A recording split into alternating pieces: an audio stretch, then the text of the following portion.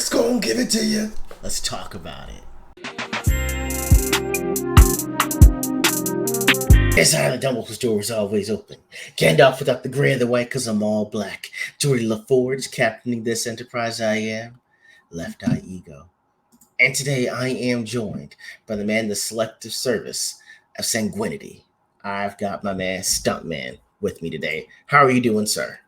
Good man. How you doing, man? It's good to see you again. Good to see you. Doing good, man. I actually really glad that you had me watch X-Men 97. I mean, now Telling that you, man. yeah, I mean, now the fact that all the headlines and everything are kind of worn off, except for one that I want to bring up with you. Um, it's been very interesting, and that's why we're talking to you guys about it today. There will be spoilers. We try to timestamp some of them, but I mean, by and large, this is going to be full of spoilers for X-Men 97.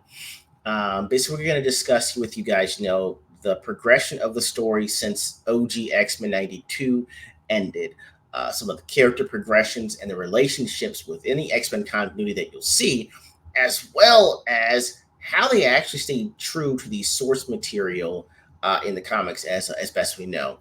But I will say this before we even start: Disney, do not dare give the option to skip the intro for X-Men 97 or 92 for that. All right. This is like an unskippable ad. Okay. Don't even make it an option because we don't need that kind of activity in our life.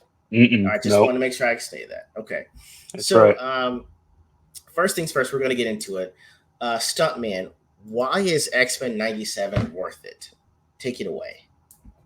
Well, I think when I first asked you to watch, it seemed like I was forcing you, and I'm so glad that you ended up. It ended up like you gave in, which is great. But I'll tell you what, as soon as I turned it on and the music started playing, dude, I was 10, 12 years old again, and it's like it's Saturday morning. All I needed was a bowl of cereal to watch and like just get back into the zone.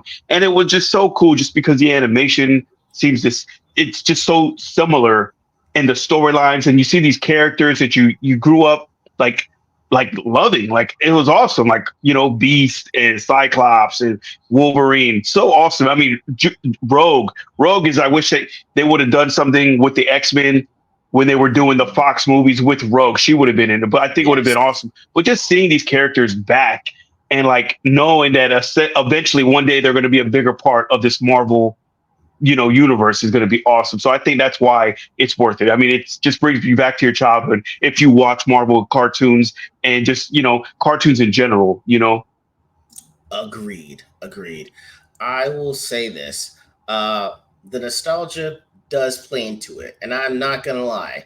It's not like I was sitting crisscross applesauce with a Big Mac and a fry sitting in front of the TV watching this at 11 a.m. on a Saturday. That has nothing to do with it, okay? But it definitely felt like I was, what, 92? I'd have been 6 or 7 at this point. But to me, the writing is on par with the OG X Men, in that it navigated a lot of the nuanced alliances between members of the X Men, the inhabitants of Genosha, the United Nations, General Humans, and even Magneto. I like the fact that I know that the problem some people have when they try to make a 90s show is that they try to put problems in the present year and shove them into the 90s. And you can tell when it doesn't work. And so it didn't look like to me that the X-Men 97 series has done that so far. And I'm actually really grateful for it. I think the other thing that some people might have had an issue with was you've got these voices and you're like, well, that's not, that doesn't sound like my character. That doesn't sound like who I'm used to. I'm going to tell you right now, these are people that he actually had come back from the original show in 1992. We got Allison Seeley Smith as Storm. We got Cal Dodd as Wolverine, Lenore Zan as Rogue, George Buzza as Beast, Christopher Britton as Mr. Sinister, and Adrian Hall as Nightcrawler. These are all people from the 92 series that came back to voice this series. So And awesome. yeah, and the thing is, for the few of them that aren't there, it's literally because they're no longer with us. Rest in peace, like that. And I think the voice actress for Jubilee doesn't want to voice her anymore because she wants an Asian American to voice Jubilee, even though Jubilee didn't have any Asian accent. It's weird, but that's why there are some things that are different. Like that's besides the point for them by and large. But for the most part, the people that I read off were from the OG cast. E.G.O here with a special announcement. I will be hosting the Left Eye E.G.O podcast live at Comic Palooza 2024. What's Comic Palooza, you ask? It's the largest annual comic, anime, and moving convention in the state of Texas. The network and I would know we went last year. It was an absolute blast. So Memorial Day weekend, Friday, May 24th through Sunday, May 26th, it's going down at the George R. Brown Convention Center in Houston, Texas. There will be comics, cosplay, actors and actresses, and a lot more, as well as me, Stuntman, and Shiro's most ambitious live to date. So join us that Memorial Day weekend, and I need your help. Like this video, share this video with the hashtags ComicPalooza and CP2024. But for now, back to the show. Yeah. I will ask you also, for Stuntman, for you, what's been the most surprising aspect of reintroducing the X-Men for the X-Men 97 series? The most surprising, honestly, like where it left off. I mean, honestly, I didn't read a lot of comic books, when I was younger. I only read very few, but I always watched the cartoons, and I didn't realize the storyline was going to be so kind of like dark. Like, yeah, Professor X is going to be, killed off, and then Magneto takes over. I mean, this is the most surprising. And honestly, like, I know you're a huge comic book fan and you read comic books, and like you know more than I would. And this is why, like, I think that's why we mesh so good, because I'm like really surprised all of this stuff is going on. And like that's why I'm so like vetted into like finding out the storylines, and even like, spoiler alert, like when Storm loses her powers, like I didn't know there was a whole comic book about that, like a whole storyline about her losing her powers. I was like shocked. I was like, what's going on here? Like, this is crazy. I mean, I think the fact that these are getting like real deep storylines and they're going to be progressing throughout the season, it's going to be great. I would also say that I don't know if you remember that whole controversy about Morph, right? He's like, oh my God, they said he's non-binary. Oh, it's trash. It's terrible, blah, blah, blah. So this is the thing. That look is actually from the Age of Apocalypse. So he actually does look like that in the comic books. Yeah. Second thing, they don't say anything about pronouns. He doesn't use them. He just turns into different people, and that's it. On top of the fact that he actually shows you what he looked like in the 92 version, and he looks wrecked. Absolutely wrecked. And I forgot it's from when Mr. Sinister messed with his mind. Yeah. And so I'm thinking, if someone messed with your mind, would you want to look like the end result, or would you want to look like someone that could outwardly exude kind of a happy-go-lucky veneer? I think if that makes sense. Yeah. And so you're just like, well, if that happened to me, I'd want to look different too. So I see why he'd want to reinvent himself. I will ask you this. Who's been your best character progression, or like the best developed character that you've seen as the show's been going on? So, I mean, honestly, it's Cyclops, because the whole storyline where like Jean Grey, and then she comes back from I don't even know where she came from, but she came back, and it turns out that Cyclops, he had a child, who he thought was Jean Grey, is not her. And then he's like, oh man, now I got this kid. And then the kid gets stolen by Mr. Sinister. And then like Technovirus. It's like the technovirus, and it's sort of like you see sort of like, Scott Summers, and like how he's such a good guy. He's like the Captain America of the X-Men. He's got this great attitude and this and that. And then you're kind of slowly seeing him kind of get negative. Like, how he does that I think it's episode 3 or 4 where he's doing an interview with the news, and you can see like the negativity coming in, and like he's really thinking about his life and like his life choices and being an Yes. X-Men, and then having a child that's no longer there, who's been taken, and then the fact that he's been with this woman who we thought was Jean Grey, wasn't her the entire time. So like you're No. seeing this character progression, and it's happening so fast. And like I never like you so most people have never seen this side of Cyclops going into like this negative, like kind of Right. like anger, like get mad. I guess the word in ASL for it is change. There's a huge change that happens in Cyclops and Magneto that like I said, I've read the comics, but I never got to the arc of Cyclops being a dick or Magneto trying to save the mutants. I never got to that point of the reading the comics, but excuse me, for me the progression has been really fascinating to watch Magneto try to live by the principles of his best friend Charles. There is a scene in the animated series where they try to execute Magneto, and he subdued the bad guys and is so pissed. Like he picks up part of the UN building that they're in, sends it pretty much to the stratosphere, and he says a line that is all time hard for me. This man was like, "I used to be that guy, but I'm trying not to be that guy. Don't make me let you down." I was like, yo, this is some writing right here. On top of the fact that what you said, Cyclops is like, yo, I married a clone, had a kid with her. The baby got X-Men AIDS and the techno virus. I had to ship him to the future with a colleague from Yeah, work. And now the real girl that I've been with, I don't even know what to think. And did I mention yeah, I've been trying to contact this lady psychically, the clone that I met, and then I guess my wife find out about it. So did I cheat or did I not cheat? Cyclops is going through it. And when he went on that live television, it was like, man, I can't believe we as X-Men are better than you and you're ungrateful. I was like, you know what? I'm with Scott. I'm with Scott Summers on this one. yeah. I like seeing that change for both of them because it gives you a realistic avenue to see what they're capable of. Not to mention the way that he has used his optic blast. I have never thought of that. Guys, there is a scene where they're trying to fly to the Sahara Desert, and you know this one, and the Sentinel attacks and pulls the X-Wing apart, right? And everyone's falling, but it's Storm, Rogue, Gambit, Cyclops, Wolverine. Wolverine, and Morph, right? So Morph turns into Angel, flies away.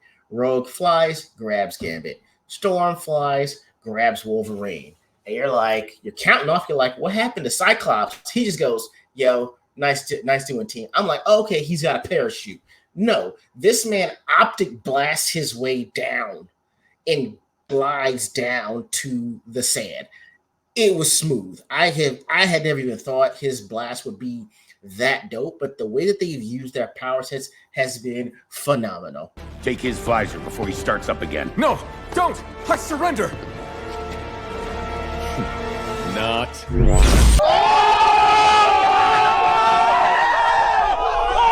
Well, I like the fact that he wears he when he goes to sleep, he wears those night covers. I like that because I'd always wondered like, how does this guy sleep? Does he sleep with these things on? No, he puts the little sleepy night cover through. That's great. Like I never thought of that until you see him wake up and he's taking. It's hilarious. I love it. It's like no detail was spared. So bro, we gotta talk about these relationships that have been happening on this show now because it they're strange relationships, but they kind of make sense. Yeah, Take me through the relationship that's got you fixated so far. Jean Grey and like Wolverine, because at one point, Jean Grey, she's back at the house, she's at the mansion, and then Wolverine's there, and he talks to her, and this is I think episode 4 or 5, and he's talking to her, and like spilling her guts to Wolverine, and Wolverine's like, yeah, I know exactly what you. And then like she kisses Wolverine, and this is kind of like, dude, like, is she like she loves Scott? She loves Scott, but she also knows she has a like this incredible bond with Wolverine, and they've known each other for a long time, and it's still like Wolverine's always wanted it's crazy because uh you know I don't remember the name of the other Jean Grey, but the clone, you know, Yeah, had Madeline Pryor, I think. yeah, Madeline, like Scott could seriously just keep his relationship with her, and then Jean could go and like still be with Wolverine, and everyone, you know, is happy and could go and move forward. But uh but like it's interesting to me to see like if later on in the series, like if Scott would still be mad or jealous if like Jean would like gravitate towards Wolverine, and then Right. Wolverine would gravitate to her more, or like would Wolverine still have the sense to say, you know what, no, this is still Cyclops' woman, you know? The one question I have to ask, because they actually made this, it's an article about it that came out maybe I think yesterday because of Hmm. the episode. So, guys, I'll go over the comic book accuracy of this, but in the show, Magneto and Rogue were in a prior relationship. They kind of give you um, breadcrumbs. You know, there's a touch here, a glance there, let you know something has happened in the past with them, right? So, bro, there was actually an article because you've seen the episode, right, where they kind of explain the relationship. Yeah, yeah. Okay, so the article says that they're trying to accuse Magneto of a word that rhymes with brooming. You know what I'm saying? Okay, Yeah, yeah. so do you think that's what was, but like by definition, what you saw when you saw the episode? Like, what did you think? N- No. So, and I, you know what? And I get the whole relationship with Magneto and Rogue because both of their powers kind of set each other, they offset each other. This is why Rogue can actually like feel and like touch Magneto without drawing his powers or anything because, you know, his magnetic powers, like he can control every. I mean, I can see why. Like it doesn't seem like it would be groomed. I'll tell you, it's a little creepy. Like Gambit is a little too like aggressive, you know. He's a horn dog, dude. He's fucking. He thinks he's back on Bourbon Street, you know, just just throwing some beads out, you know. I got you. To me, it actually makes sense. You know, it's like he's artistic, charming. He has life experience. He's Omega level mutant. You Yeah. know, he commands the respect of his peers and his enemies. So the relationship by that accord makes sense to me. That's why I just want to double check it with you. I'll tell you everything that actually they've done that's comic book accurate. So we go. So again, Morph's look is actually from Age of Apocalypse, right? Mhm.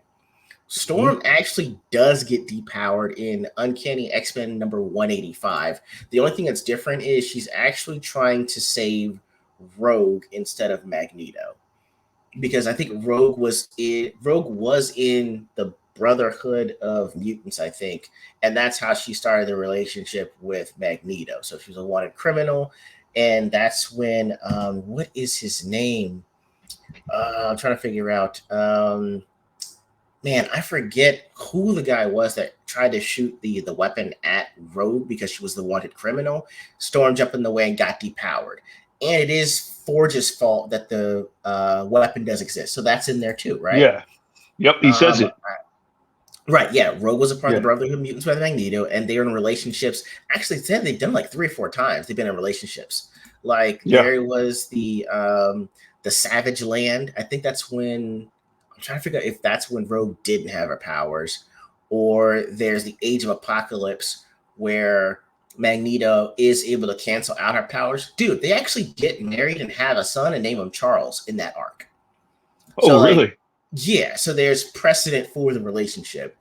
You're right. Uh, is it Marlena Pryor? Good Lord, what's her? Marlene. Madeline Pryor. Madeline Pryor. Yeah. So Madeline. yeah, Madeline Pryor is thought to be the clone of Jean Grey, and she actually is Cable's mom. So like so all that's there. And dude, that was like in 1983. For those that are worried about the animation style, you kind of get used to it. it takes maybe one episode to kind of understand that, okay, this is the animation type, we're going with it. But by and large, it is fantastic and a must watch. So, guys, honestly, for the Stuntman and myself, we are out.